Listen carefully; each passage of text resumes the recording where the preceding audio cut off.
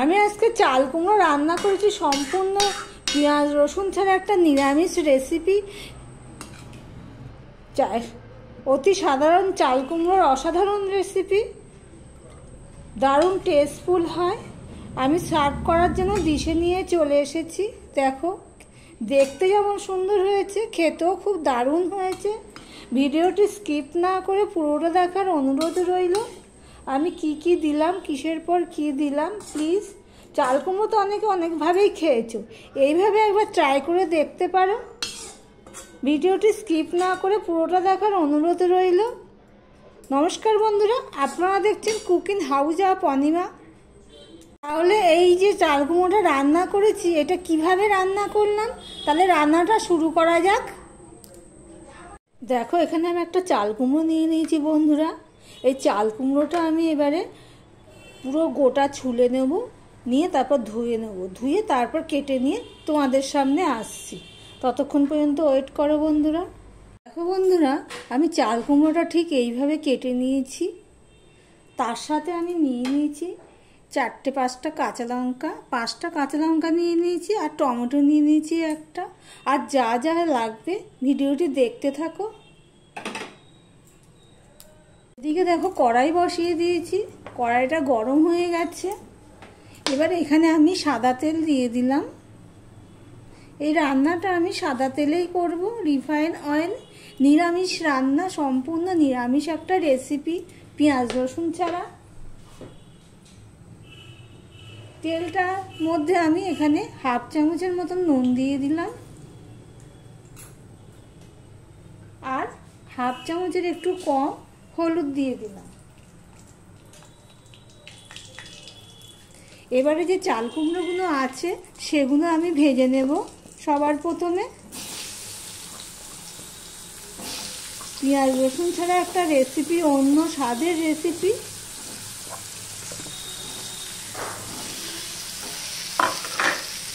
এবার চাল কুমড়োটা আমি ভেজে নেব। দেখো বন্ধুরা, ঢাকা দিয়ে দিয়ে আমি চাল কুমড়োটা ভেজে নিয়েছি। প্রায় 70% মতন আমার চাল কুমড়োটা সিদ্ধ হয়ে গেছে। এবার আমি এটা একটা পাত্রে তুলে নিচ্ছি। ভিডিওটি স্কিপ না করে পুরোটা দেখার অনুরোধ রইল।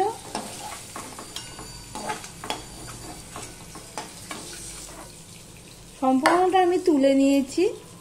এবার আমি এখানে সাদা তেল দিয়ে দিলাম আর একটুখানি।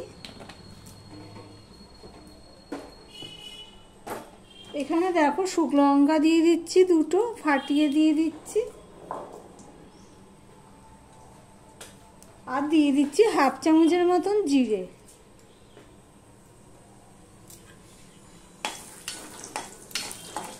তো এখানে আদা ফোড়নে দেব, তাই জন্য আমি এখানে একটুখানি নুন দিয়ে দিলাম। নুনটা মাথায় রেখে দিতে হবে, কেননা এর আগেও আমি নুন দিয়েছি চাল কুমড়ো ভাজার সময়। আমি আদা 1 চামচের মতন আদা নিয়েছি, সেটা দিয়ে দিলাম। আর দিয়ে দিলাম টমেটো আর কাঁচা লঙ্কা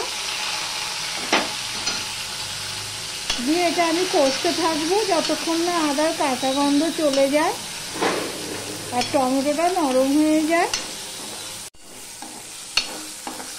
দেখো, টমেটোটাও নরম হয়ে গেছে, আদাটাও ফোড়ন হয়ে গেছে।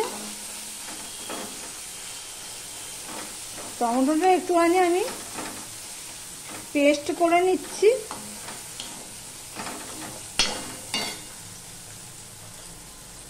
এবার এর মধ্যে আমি মশলা অ্যাড করব। সামান্য আমি লঙ্কার গুঁড়ো দিয়ে দিলাম, 1/2 চামচ ধনের গুঁড়ো দিয়ে দিলাম, আর 1/2 চামচ জিরের গুঁড়ো দিয়ে দিলাম। একটু জল দিয়ে দিলাম,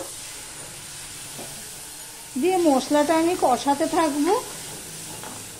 দেখো বন্ধুরা, মশলাটা কষানো হয়ে গেছে, তেল ছেড়ে দিচ্ছে।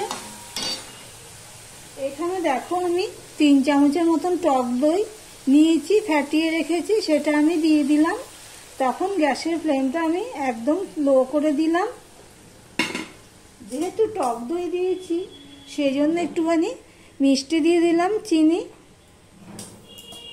তাহলে টকের ব্যালেন্সটা ঠিক হবে।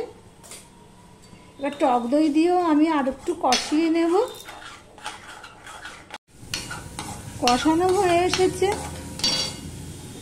এবার এর মধ্যে আমি 2 চামচ পোস্ত আর 2 চামচ সর্ষে বেটে রেখেছিলাম, সেটা আমি দিয়ে দিলাম। দিয়ে পোস্তটা একটু ভাজা ভাজা করে নেব, তাহলে কিন্তু টেস্টফুল হয়।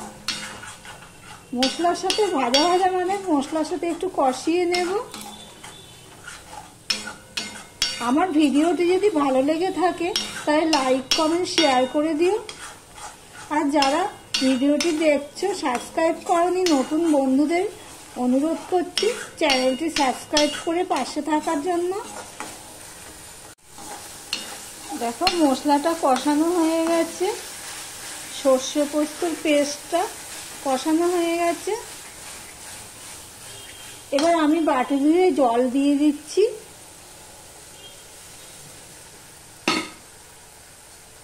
তার সাথে আমি আরেকটু জল দিয়ে দিলাম।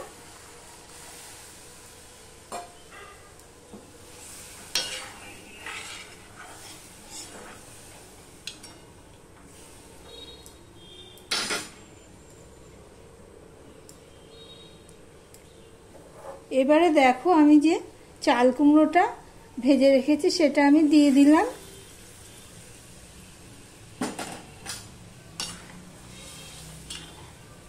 চাল কুমড়োটা দিয়ে আমি এবারে ফুটতে দেব। দেখো বন্ধুরা, আমি ঢাকা দিয়ে রেখেছিলাম যাতে তাড়াতাড়ি সিদ্ধ হয়।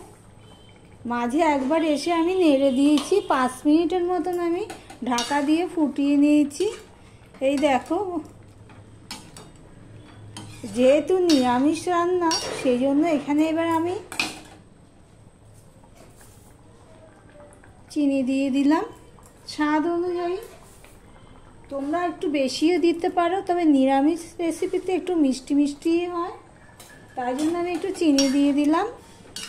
আর এখানে দেখো আমি লঙ্কা আমি তুলে রেখেছি ভাজতে ভাজতে, কেননা বেশি ঝাল হয়ে যাবে মনে করলাম, তাই লঙ্কাটা আমি তুলে রেখেছি। পরে দেব, যার প্রয়োজন হবে ঝাল মেখে খেতে পারবে। তাহলে নিরামিষ রেসিপিটি চাল কুমড়ো একটু অন্য স্বাদের, প্লিজ তোমরা ট্রাই করে দেখতে পারো। এবারে এর মধ্যে আমি একটু ধনে পাতা দিয়ে দিলাম। ধনে পাতাটা আমার কাছে অল্পই রয়েছে, আর একটু হলে ভালো হতো আর কি। এবার আমি স্ট্যান্ডিং টাইমে রেখে দেব।